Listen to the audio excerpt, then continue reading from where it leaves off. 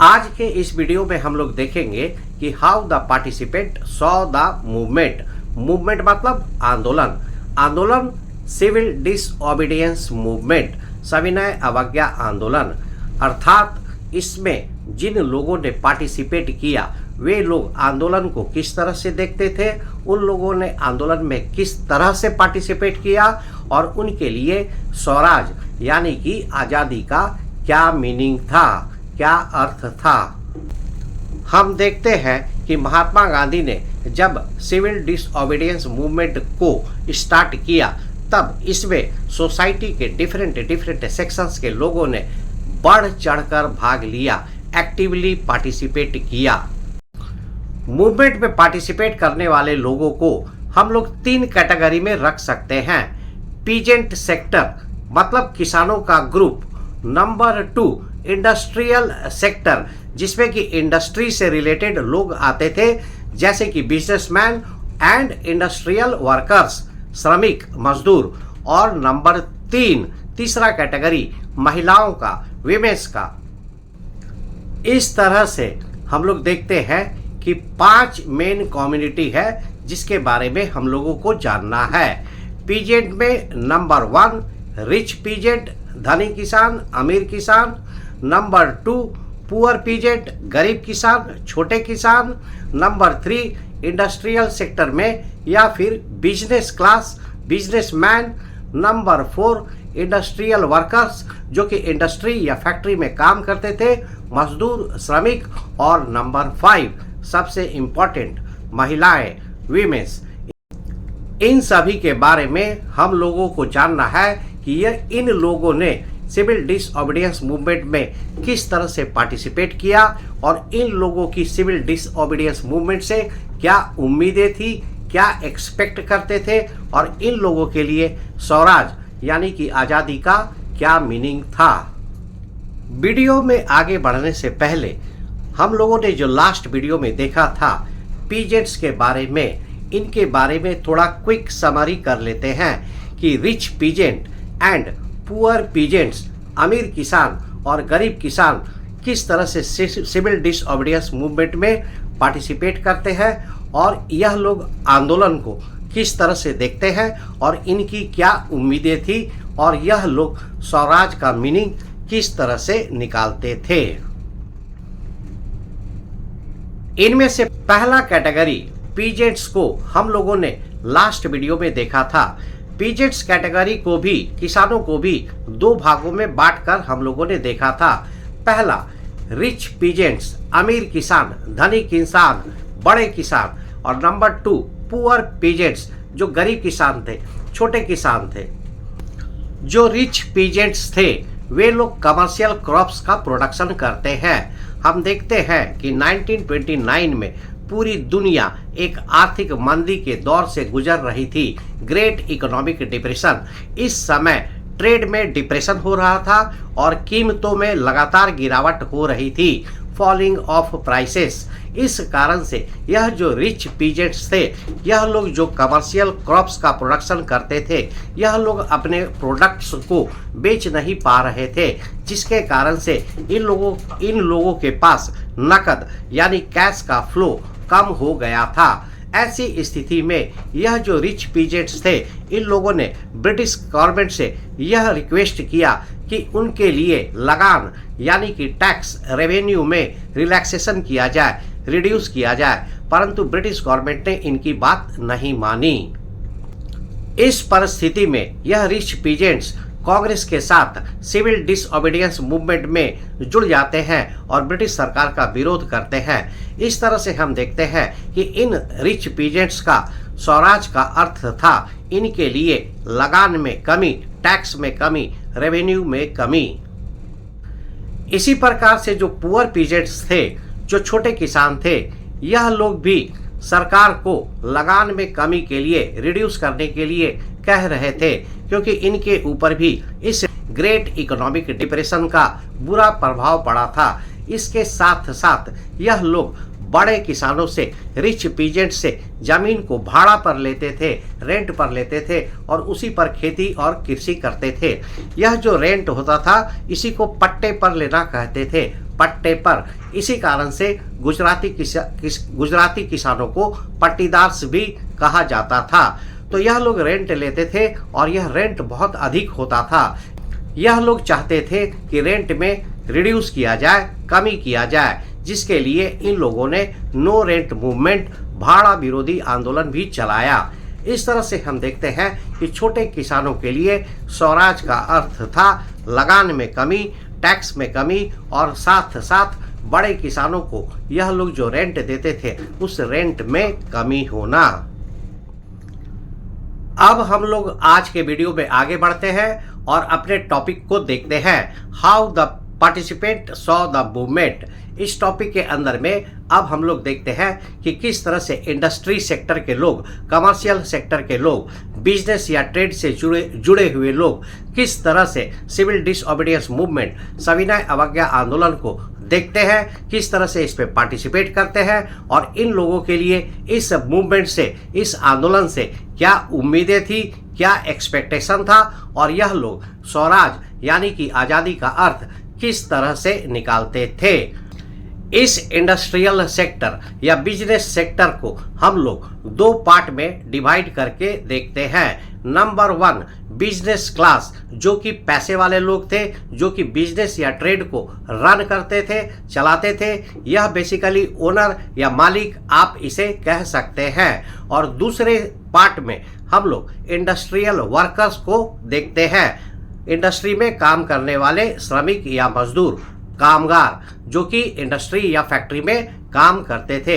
इन लोगों के बारे में भी देखेंगे कि इन लोगों ने किस तरह से मूवमेंट में पार्टिसिपेट किया और यह लोग मूवमेंट से क्या एक्सपेक्ट करते थे, उम्मीदें थी और इन लोगों के लिए स्वराज यानी कि आज़ादी का क्या अर्थ था।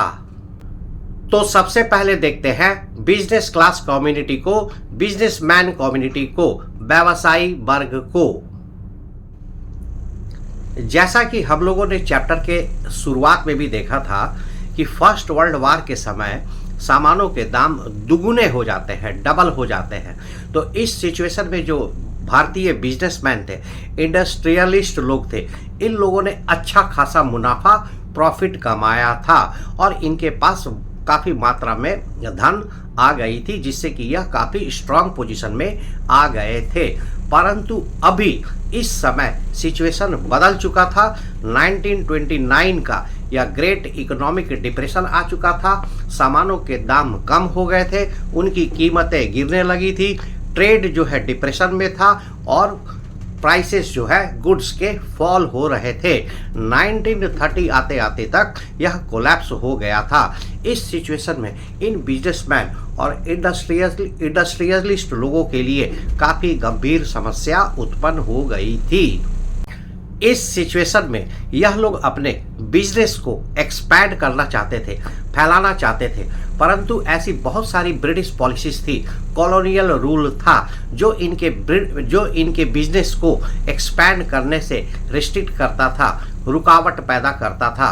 वे लोग चाहते थे कि ब्रिटिश गवर्नमेंट की इन पॉलिसियों को दूर किया जाए, जिससे कि इनका बिजनेस बढ़ सके, एक्सपैंड हो सके। यह लोग आयात यानी कि जो फॉरेन गुड्स का जो इंपोर्ट होता था उससे अपने सामानों की, अपने प्रोडक्ट्स की रक्षा चाहते थे, क्योंकि ब्रिटेन से आने वाली चीज़ों के ऊपर, ब्रिटिश गुड्स के ऊपर ब्रिटिश गवर्नमेंट इंपोर्ट टैक्स, आयात टैक्स कम लगाती थी और भारत से बाहर जाने वाले सामानों के ऊपर बहुत ज़्यादा एक्सपोर्ट टैक्स, निर्यात टैक्स लगाती थी। ब्रिटिश गवर्नमेंट उस समय इंपोर्ट टैक्स यानी कि आयात कर बहुत कम लगाती थी, जिससे कि ब्रिटेन में बनने वाले सामान भारतीय बाजारों में सस्ते दामों पर उपलब्ध हो सके, बिक सके। परंतु इसके साथ साथ यह लोग एक्सपोर्ट टैक्स, निर्यात कर बहुत अधिक लगाते थे, जिससे कि भारतीय वस्तुओं के दाम अधिक हो जाते थे और इनकी मांग विदेशों में कम हो जाती थी। इस तरह की जो भेदभाव की जो पॉलिसी थी, कम इंपोर्ट टैक्स और ज़्यादा एक्सपोर्ट टैक्स, इसके कारण भारतीय बिजनेसमैनों को काफ़ी नुकसान हो रहा था। उन्हें अपने ही बाजार में ब्रिटेन के सामान के साथ एक स्ट्रॉन्ग कड़ी प्रतिस्पर्धा कंपटीशन का स्टिफ कंपटीशन का सामना करना पड़ रहा था। इसके साथ साथ यह लोग यह भी चाहते थे कि जो India sterling rupees ratio exchange है, फॉरेन एक्सचेंज रेट है, फॉरेन एक्सचेंज रेशियो, इसमें भी चेंजेस किया जाए, बदलाव किया जाए। रुपीस जो कि भारत की करेंसी थी और स्टर्लिंग जो कि ब्रिटेन की करेंसी थी, इन दोनों के बीच में जो एक्सचेंज रेशियो होता है, जो ट्रेड के लिए किया जाता है, जिससे कि इंपोर्ट को कम किया जा सके, आयात पर कंट्रोल किया जा सके और भारतीय वस्तुओं की मांग बढ़ सके। भारतीय बिजनेसमैन की बिजनेस इंटरेस्ट को सुरक्षित रखने के लिए इन लोगों ने 1920 में Indian industrial and commercial Congress, Indian industrial and commercial Congress की स्थापना 1920 में की और 1927 में फिक्की यानी कि federation of Indian chambers of commerce and industry का गठन किया गया। फिक्की यानी कि federation of the Indian chambers of commerce and industries 1927। जाने माने इंडस्ट्रियलिस्ट पुरुषोत्तम दास ठाकुरदास और जीडी बिरला जैसे लोगों ने भारतीय बिजनेस पर ब्रिटिश के कंट्रोल को, कॉलोनियल कंट्रोल का विरोध किया और इसलिए जब सिविल डिसओबीडियंस मूवमेंट स्टार्ट हुआ तो इन बिजनेस क्लास के कम्युनिटी के लोगों ने सिविल डिसओबीडियंस मूवमेंट का फुल सपोर्ट किया।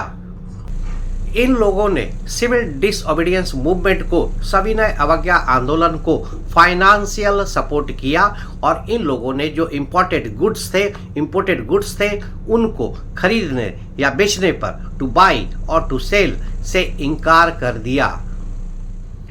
इन बिजनेस क्लास ने स्वराज का मीनिंग इस अर्थ में लगाया कि एक ऐसा टाइम आएगा, एक ऐसा युग होगा जिसमें कि बिजनेस, ट्रेड और इंडस्ट्री के लिए किसी प्रकार का कॉलोनियल रेस्ट्रिक्शन, ब्रिटिश गवर्नमेंट की रेस्ट्रिक्शन नहीं होगी और बिजनेस फल फूल सकेगा, ग्रो कर सकेगा, फ्लोरिश कर सकेगा।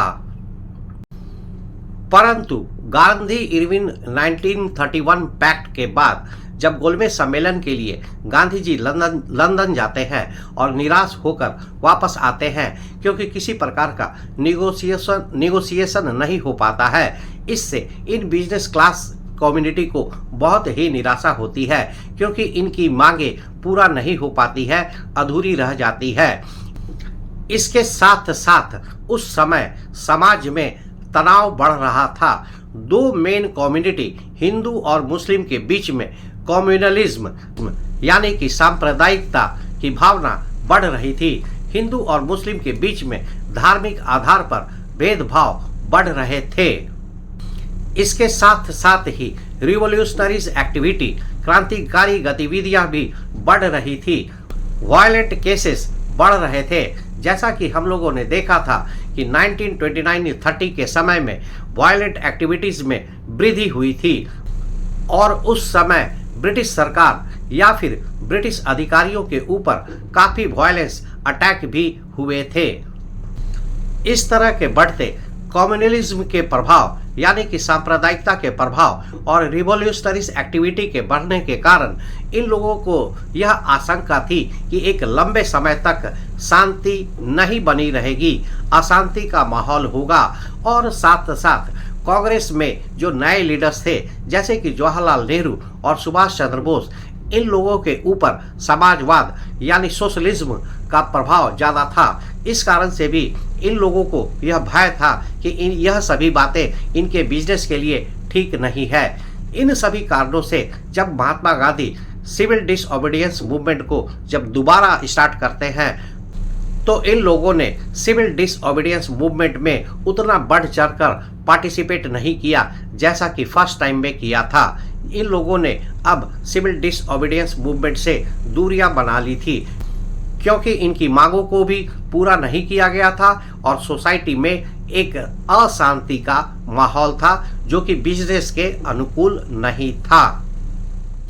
इस प्रकार से हम देखते हैं कि इस बिजनेस क्लास कम्युनिटी के लिए स्वराज का मतलब था कि भारतीय बिजनेसमैन के लिए एक ऐसी व्यवस्था, एक ऐसी पॉलिसीज बनाया जाए जो कि भारतीय बिजनेसमैन के लिए लाभदायक हो, जो इनके लिए अनुकूल हो और बिजनेस फ्लोरिश कर सके, ग्रो कर सके। अब हम लोग चौथे community, fourth community, industrial working class, यानी कि ऐसे वर्कर्स, श्रमिक या मजदूर जो कि इंडस्ट्री या फैक्ट्री में काम करते थे, उनके बारे में देखते हैं कि इन लोगों ने किस तरह से सिविल डिसओबीडियंस मूवमेंट में पार्टिसिपेट किया और इन लोगों के लिए स्वराज का क्या मीनिंग था। अगर महाराष्ट्र के नागपुर रीजन को छोड़ दे तो यह जो इंडस्ट्रियल वर्किंग क्लास था, यह जो मजदूर या श्रमिक वर्ग था, उन लोगों ने सिविल डिसओबीडियंस मूवमेंट में उतनी बड़ी संख्या में पार्टिसिपेट नहीं किया था। उनका पार्टिसिपेशन नागपुर और आसपास के एरिया में ही ज़्यादा देखने को मिलता है। जैसा कि हम लोगों ने देखा भी था कि सिविल डिसओबीडियंस मूवमेंट के समय जब महात्मा गांधी को गिरफ्तार किया जाता है तो सोलापुर में श्रमिकों ने, वर्कर्स ने वायलेंट विद्रोह, हिंसात्मक विद्रोह कर दिया था। जैसे जैसे इंडस्ट्रियलिस्ट क्लास यानी कि बिजनेसमैन क्लास कांग्रेस के नज़दीक आ रही थी, वैसे वैसे ये मजदूर और श्रमिक यानी कि वर्किंग क्लास कांग्रेस से दूर होते जा रहे थे। क्योंकि जैसा हम सभी जानते हैं कि जो बिजनेस क्लास होते हैं, मतलब कि जो ओनर होते हैं और जो मजदूर होते हैं, वर्किंग क्लास होते हैं, इनके बीच में हमेशा खटास चलती रहती है।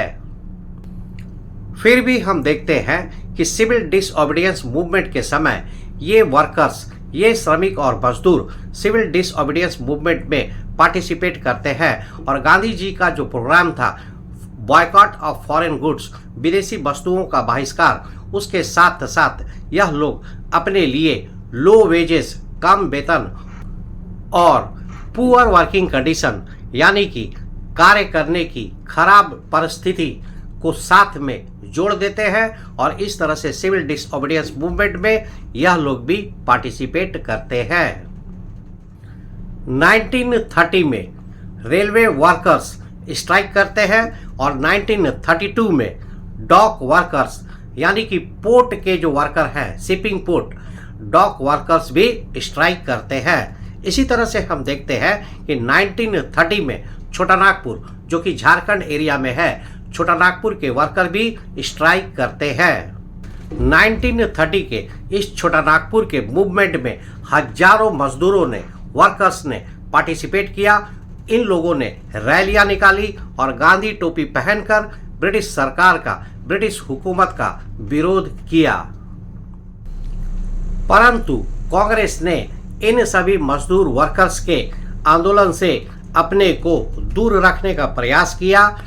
उन्हें लगता था कि इन वर्कर्स और श्रमिकों के प्रोग्राम्स को कांग्रेस के प्रोग्राम के साथ जोड़ने से यह जो इंडस्ट्रियलिस्ट है, बिजनेसमैन है, यह कांग्रेस से दूर हो जाएंगे और जिसके कारण ब्रिटिश गवर्नमेंट के खिलाफ जो एक कॉमन फ्रंट बनाया गया है, एंटी ब्रिटिश फ्रंट, उसमें कमजोरी आ जाएगी, कमजोर पड़ जाएगा।